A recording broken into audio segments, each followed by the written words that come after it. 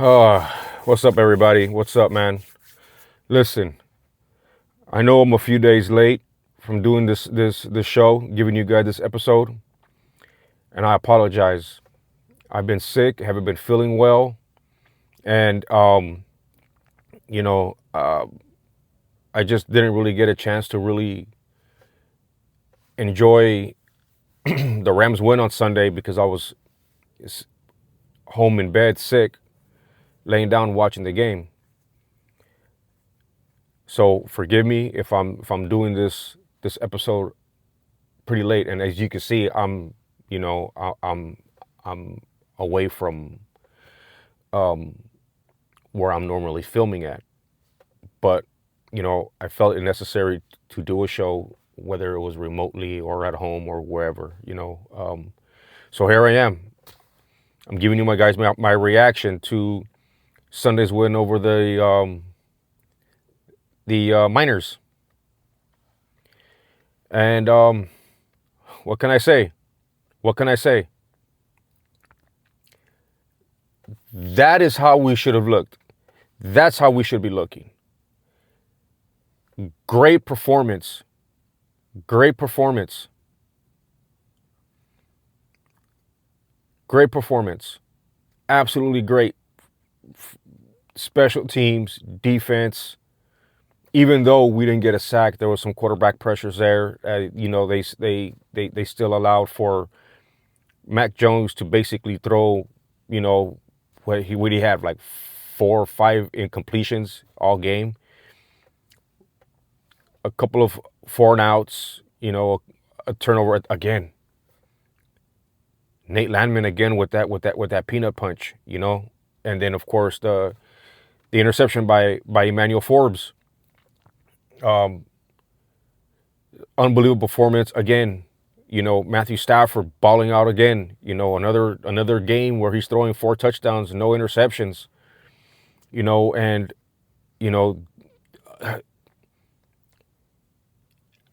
I know I'm not the only one speaking about this, and I know I'm not the only one saying this,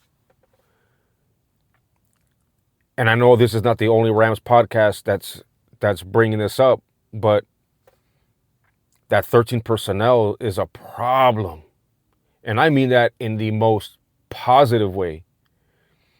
You see what's happening. I mean, I'm going to tell you something right now. By next season, Tyler Ferguson will be the starting tight end. And I'm sure that's not breaking news to anybody. I'm sure if you're a Rams fan and you see this kid play and you see the ability that he has, we all see it. So I'm not sitting here saying that I'm calling the shot that no. I think we all know this, and I think we all see this coming. He's going to be the starting tight end next season for the Rams. No questions about it. We know it. As far as next season's concerned, we'll worry about that at the end of the season. But unbelievable performance again. Puka Nacua, Devontae Adams again with another game with a touchdown. And again, these Miner fans want to look. This is what trips me out. How are these Miner fans gonna talk about? Oh, you beat our third stringers, our fourth stringers. How are you gonna tell us, Rams fans, something like that, right? When in 2019 and 2022, when the Rams were full of injuries and you beat the bricks off of them, you didn't have that same energy. You guys were sitting there taunting like nothing. So it's a legitimate excuse when Miner fans. It's a legitimate excuse when the Miner fans say, "Oh, we're decimated with injuries. We're decimated with injuries. You guys beat a third string team." It's okay for you guys it's okay for them to have that excuse, right? But when they were fully healthy, and we were pulling guys off the street in 2022, literally pulling guys off the street to play a football game. We have 4 quarterbacks that season. And somehow you guys were bragging about those ones, but when we start talking, oh, you beat our 3rd string, you guys beat our 4 strings. Hypocritical. Anyways, back to the topic. That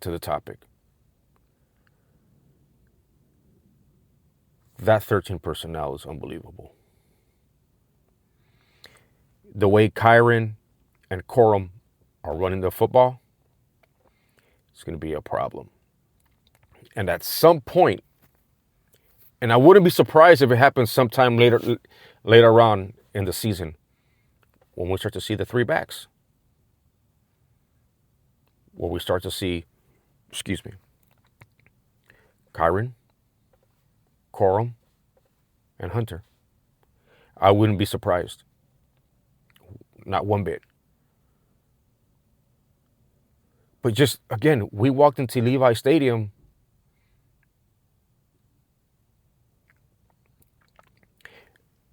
and now I know why they call it Levi Stadium, because the Miners like to pull their pants down and get effed. Go figure. But anyways, I digress.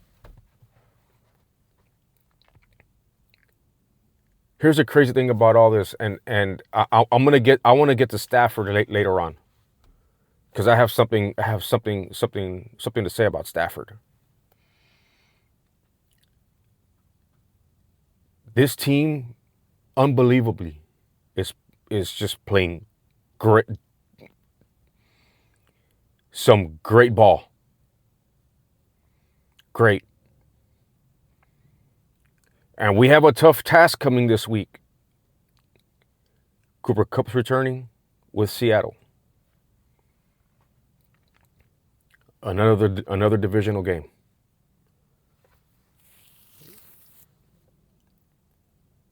So we are definitely, just like we did against the Niners, just like we did against the Eagles, just like we did against the Colts, we're gonna have a tough game. And we're gonna have to be clicking on all cylinders for us to win this football game. We're gonna have to.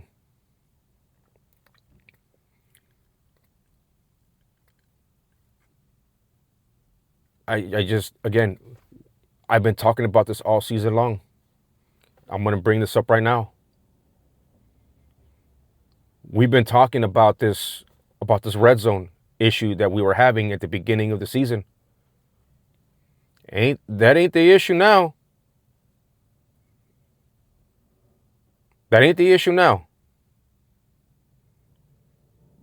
These guys are playing unbelievable in the red zone.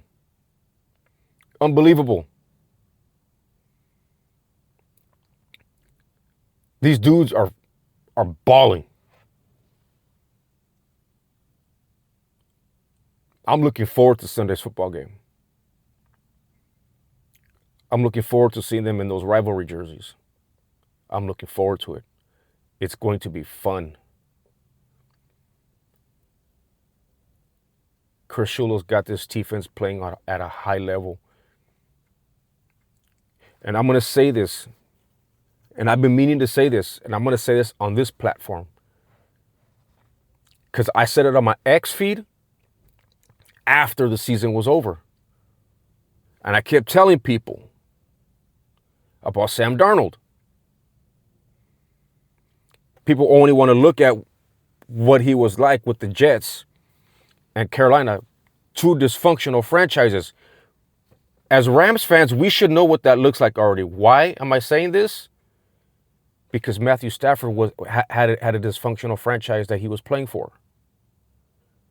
We knew the talent was there with Matthew Stafford.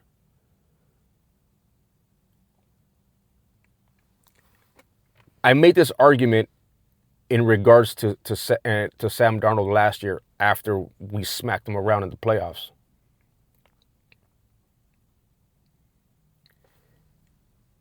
He led that team to a 14-2, 15-2 season last season.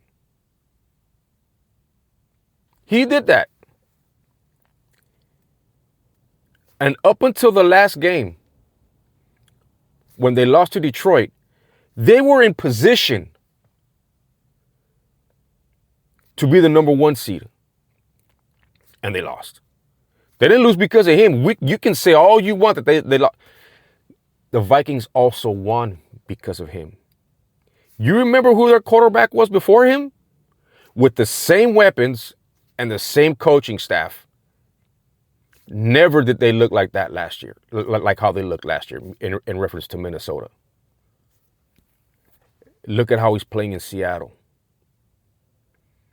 Look at how he's playing in Seattle. He's playing great ball up there too. And I knew he was. And every Rams fan that argued with me and said that I was full of BS. Look who was right. Look who was right. So we have a tough game ahead of us. Chris Shula has to be prepared. He has to be able to come up with concepts and schemes to slow down that offense. And we know Sean McVay is going to find ways to expose that defense. Here's where the conversation of Matthew Stafford comes in.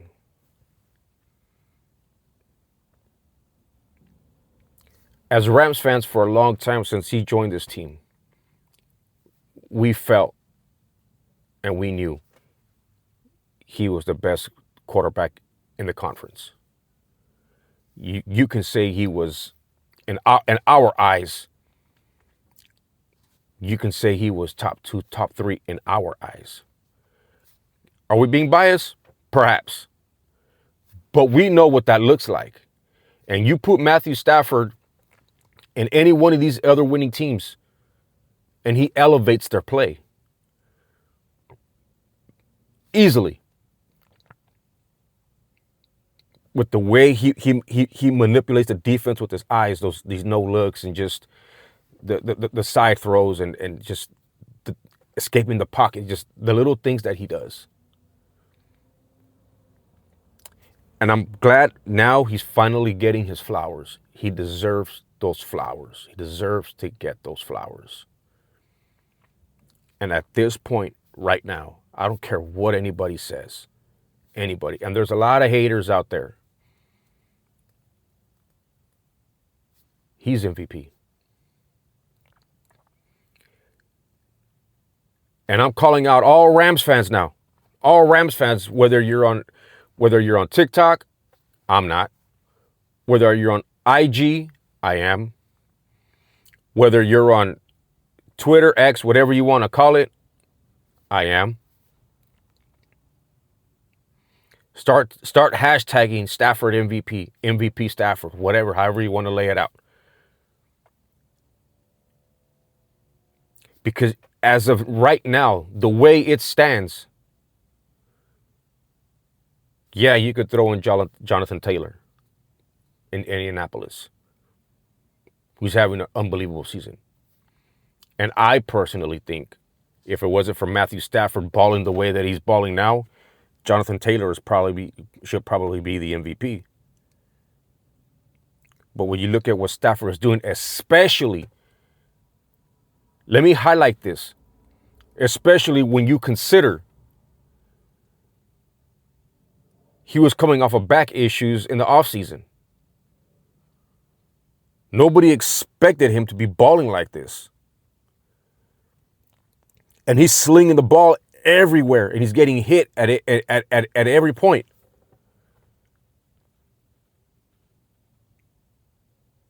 What does he have, like 20 touchdowns in the last, 4 or 5 games? Whatever it is. 3 or 4 games.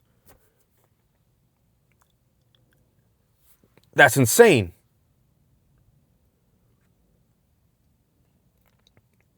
Four touchdowns this past week, 4 touchdowns the week prior, 5 touchdowns against the Jags.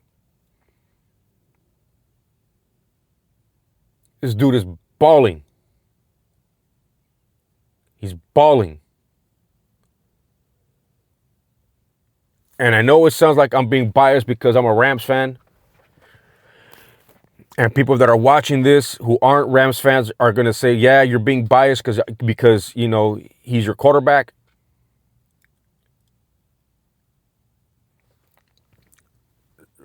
But the proof is there. The eye test is there. And just because I'm a Rams fan doesn't mean I'm going to necessarily say that just because it's a Rams player, he deserves an MVP. I'm looking at the way he's playing. Just look at the things that he's doing.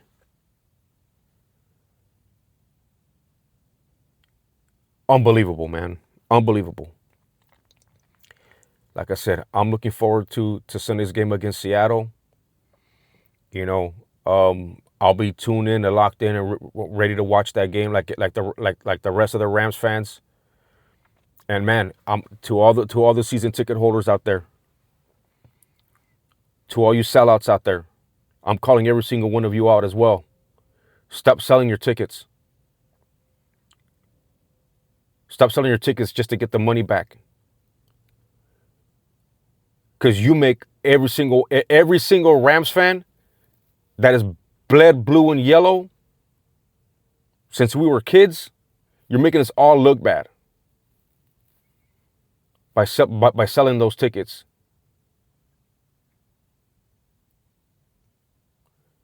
You don't want them? Either sell them to a Rams fan that you know, or give them to a Rams fan that you know, especially if they're in your family. Stop selling them to these to these other fan bases. You got us looking like fools out there. Stop selling your damn tickets. Until then, until Sunday, I'll catch you guys on the next episode. Until then, horns up. Shout out to all my Ramily out there. Let's go Rams.